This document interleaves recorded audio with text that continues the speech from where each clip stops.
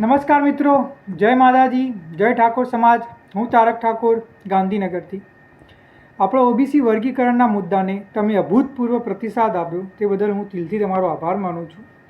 અને આજે તમારી સમક્ષ એક ખૂબ જ મહત્ત્વના મુદ્દાને લઈને આવી રહ્યો છું કે જેના વિશે તમે સાંભળ્યું હશે, પણ તમને એ નથી ખબર કે આપણા સમાજ સાથે, ઠાકોર સમાજ સાથે આ વિષય ઉપર કેટલો મોટો અન્યાય થઈ રહ્યો છે. તમને એક વિનંતી કરું છું, 10 થી 12 મિનિટ લાગશે આ વિડીયોમાં. તમે આ વિડીયોને પૂરો જોજો, તો જ તમે આ વિડીયોની બધી માહિતીને સમજી શકશો અને તમારા હક અને અધિકાર માટે તમે લડી શકશો અને તમારો હક અને અધિકાર મેળવી શકશો. જો વચ્ચેથી તમે 2-5 મિનિટ પછી વિડીયો બંધ કરી દીધો તો અત્યારે હાલ જે પરિસ્થિતિમાં છીએ આપણો સમાજ ત્યાં જ રહી જશે.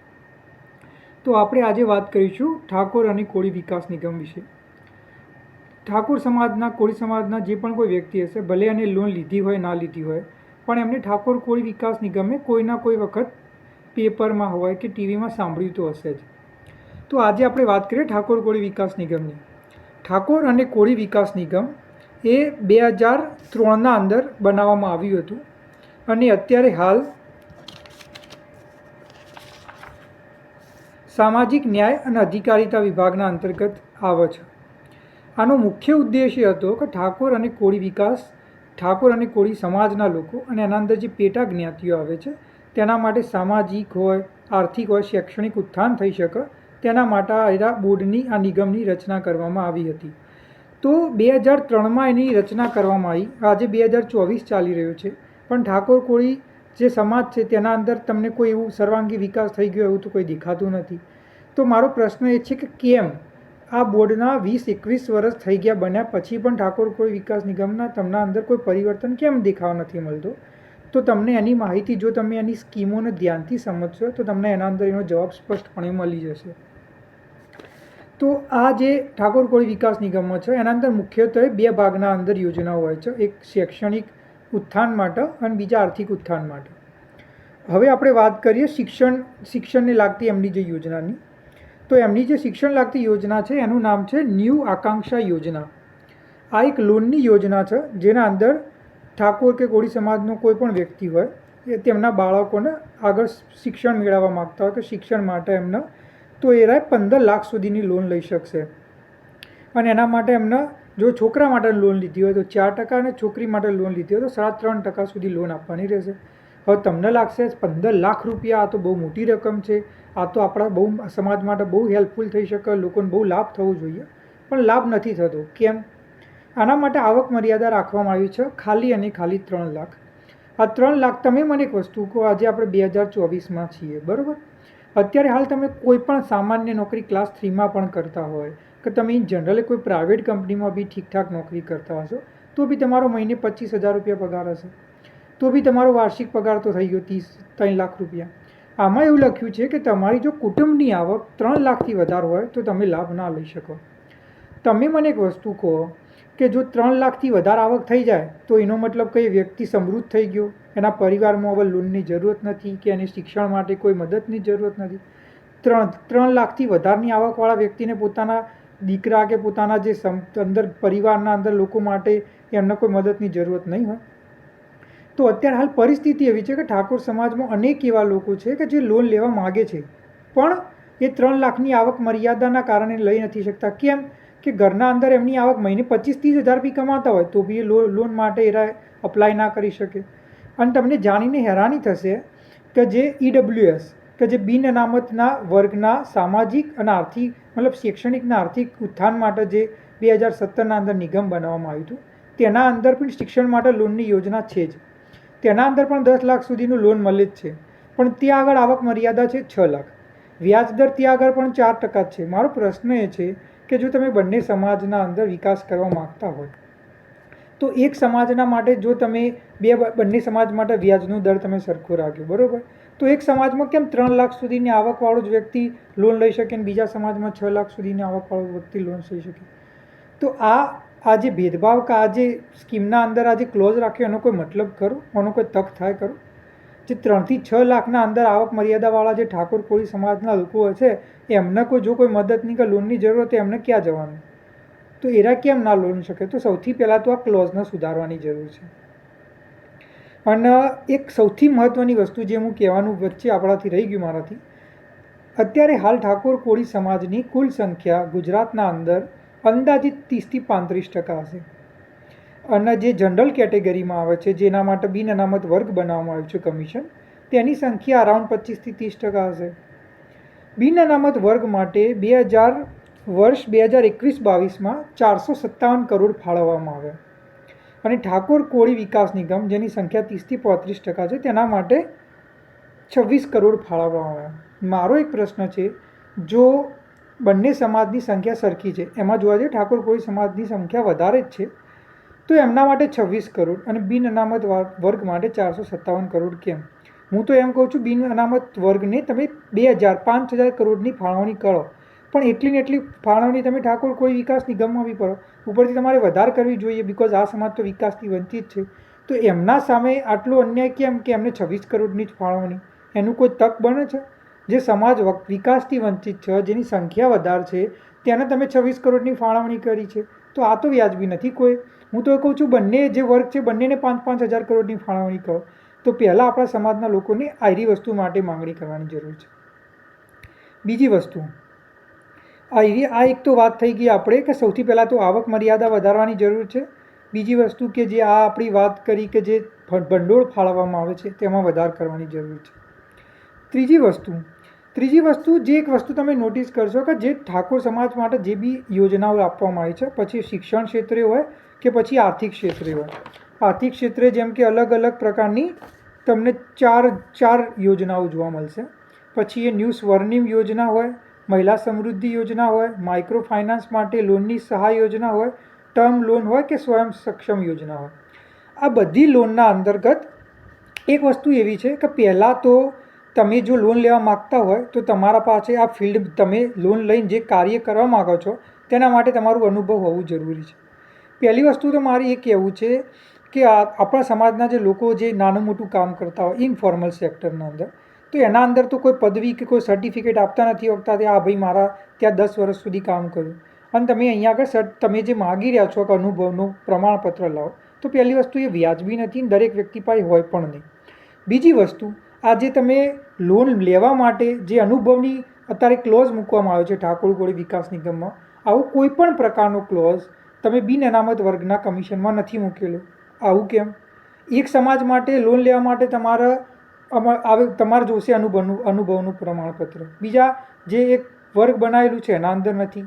તો આ ભેદભાવનો કે આ જે વસ્તુ એનો કોઈ તર્ક બને છે? તો આ વસ્તુ તમારે આજે તાત્કાલિક ધોરણે આયરી બદલવી પડે. ચોથી વસ્તુ, અત્યારે હાલ તમે કોઈ પણ આયરા જે ઠાકોર કોળી વિકાસ નિગમમાં તમે કોઈ પણ લોન લેવા જાઓ તો એના અંદર એક ક્લોઝ છે. એ ક્લોઝ શું છે કે સપોઝ તમે ટર્મ લોનના અંદર 2 લાખ સુધી લોન લીધી. પહેલાં તો એ કહેવા માગું કે ટર્મ લોનના અંદર પહેલાં 10 લાખ સુધી લોન મળતી હતી. સમય જાય એમ લોનનો ક્વોન્ટિટી વધારવી જોઈએ. આના અંદર ઊંધું થઈ રહ્યું છે. જે 10 લાખની પહેલાં જોગવાઈ કરવામાં આવી હતી, અત્યારે હાલ એમાં ટર્મ લોન 2 લાખની કરી નાખી. 5 ગણો ઘટાડો. એનો કોઈ તર્ક બને છે? જ્યારે મોંઘવારી વધી રહી છે, જ્યારે લોકોને પૈસાની જરૂર વધારે હોય, ત્યારે જે ટર્મ લોનની જે મર્યાદા હતી એ 10થી 2 લાખ કરી દીધી. તો પહેલાં એને તાત્કાલિક ધોરણે 10 યા તો એનાથી વધારવી જોઈએ. બીજી વસ્તુ, તમે આ કોઈ પણ પ્રકારની લોન લેવા જશો ને તો એના અંદર એક ક્લોઝ કેવો છે કે તમે 2 લાખની લોન માગી તો એમાં 90% કે 85% ફાળો કેન્દ્ર સરકારનું નિગમ આપશે. 10 કે 5% જે ફાળો હશે એ તમારું રાજ્ય સરકાર, ગુજરાતનું જે નિગમ આપશે. અને 5% ફાળો એ ઠાકોર કે કોળી સમાજનો જે વ્યક્તિ, જે લાભાર્થી છે આ યોજનાનો, તેને આપવાના રહેશે.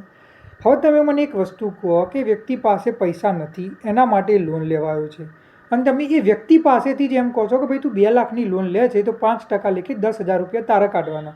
તું 10 લાખની લોન લે છે તો તારે 5% લેખે 50,000 તારે કાઢવાનો. એનો શું તર્ક બને છે? અને એ 50,000 રૂપિયાને કાઢવાની શું જરૂર છે? એના પાસે પૈસા નથી એટલે તો તમારી જોડે લેવા આવ્યો છે. અને આ જે 5% જે લાભાર્થીને કાઢવા પડશે, જે ઠાકોર કોળી વિકાસ નિગમમાં આવો જે ક્લોઝ મૂકવામાં આવ્યો છે, આવો કોઈ પણ પ્રકારનો ક્લોઝ બિન અનામત વર્ગના અંદર નથી. તો મારો એમ કહેવાનો મતલબ છે, જો તમે બંને સમાજના લોકોનું હિત ઈચ્છો છો, દરેક માટે આગળ વધારવા માટે, લાભ માટે પ્રયત્ન કરી રહ્યા છો, તો આ જે નાના મોટા જે ક્લોઝમાં જે ફરક છે એનું કારણ શું? તો તાત્કાલિક ધોરણે આ ક્લોઝના અંદર પરિવર્તન લાવવું જોઈએ. આના સિવાય બીજી એક વસ્તુ જે મારે તમારું ધ્યાન દોરવું હતું કે ઉદાહરણ તરીકે અત્યારે હાલ કેવી પરિસ્થિતિ છે કે એવું કહેવામાં આવે છે કે બહુ 50,000 લોકોએ ફોર્મ ભર્યા, પણ બહુ બધા લોકોના ફોર્મના અંદર ગડબડી હતી યા તો માહિતી સચોટ નથી, જેના કારણે એ ફોર્મને રદ કરવામાં આવ્યા છે. બરાબર. મારો એક પ્રશ્ન એ છે કે તમને ખબર છે કે ઠાકોર કોળી સમાજના અંદર ઘણા એવા લોકો હશે કે જે નાની મોટી લોન લેતા હશે 80,000 રૂપિયા, લાખ રૂપિયા. તો એવું બની શકે કે એમના જોડે શિક્ષણ ના હોય, યા તો એ ડિજિટલ લિટરેટ ના હોય, કે એમને ફોનનો કે ઇન્ટરનેટનો ઉપયોગ કરતા ના આવડતું હોય, થઈ શકે છે. તો એમનાથી ફોર્મ ભરવામાં કોઈ માહિતીમાં ભૂલ થઈ ગઈ, તમારી જોડે ભૂલ આવી ગઈ અને તમે રિચેક કરી દીધી એની અરજી કે ભાઈ લોન નહીં મળે. કેમ? તો તમારી ભૂલ થઈ ગઈ છે ફોર્મ ભરવામાં. મારો એક પ્રશ્ન છે કે તમે ત્યાં આગળ લોન પાસ કરીને સમાજના ઉત્થાન માટે બેસાડો, તો તમે એક કામ કરી શકો કે ભાઈ જેટલા બી લોકોએ ફોર્મ ભર્યા, સપોઝ 10,000 લોકોએ ફોર્મ ભર્યા અને 5,000 લોકોના કે 2,000 લોકોના ફોર્મના અંદર ભૂલ આવી, તો એ દરેકના તમારા જોડે ફોન નંબર છે, ઈમેલ આઈડી છે, તમે એમને ફોન કરો કે મેસેજ કરો, એમને માહિતી આપો કે ભાઈ તમે જે ફોર્મ અપલોડ કર્યું હતું તેના અંદર આઈડી વસ્તુનો અભાવ છે કે આ માહિતી ખોટી છે, તો તમને સુધારા માટે અમે અઠવાડિયાનો સમય આપીએ છીએ, તમે સુધારી દો તો પછી અમે તમારી લોન પાસ કરી દઈશું. તો જો તમે એને એકવાર જણાવી દો અને તમે અઠવાડિયાનો સમય આપો તો એની જે ભૂલ હશે એ સુધારી દેશે અને એ લોન માટે પાત્ર થઈ જશે. તો આ વસ્તુ હોવી જોઈએ, ના કે તમે એમ કહીને ઊભા રહી જાઓ કે લોન નથી મળી શકવાની. કેમ? કારણ કે ફોર્મમાં ભૂલ છે. તમારો ઉદ્દેશ વધુમાં વધુ લોકોને લોન મળે એ હોવો જોઈએ, ના કે વધુ લોકો અરજી કઈ તમે બહાર કાઢી શકો. તો આ વસ્તુ અત્યારે હાલ હું જીપીએસસીની પરીક્ષા આપું છું, તેના અંદર ઘણી બધી પરીક્ષાઓ, ત્યાં આગળ તમે એકવાર ફોર્મ ભરવાનો ટાઈમ પતી જાય પછી ઘણીવાર એક અઠવાડિયા સુધી ફોર્મ ભરવાની તારીખ એક્સટેન્ડ કરવામાં આવતી હોય છે, જેથી કોઈને ભૂલ થઈ ગઈ હોય તો તે સુધારા કરી શકે. તો એ તો ઠાકોર કોળી વિકાસ નિગમમાં પણ થઈ શકે. એ અરજી રિજેક્ટ કરવી જરૂરી છે ખરા? તો હું એમ કહેવા માગું છું, આવા બહુ બધા ક્લોઝ છે કે જે સુધરશે, જેના અંદર પરિવર્તન આવશે, તો જ આજે ઠાકોર કોળી વિકાસ નિગમના અંદર જે લોન જે બનાવવામાં આવ્યું છે તેનો ઉદ્દેશ જે હશે સાચી રીતે અમલમાં આવશે, લોકોને એનો ફાયદો થઈ શકશે.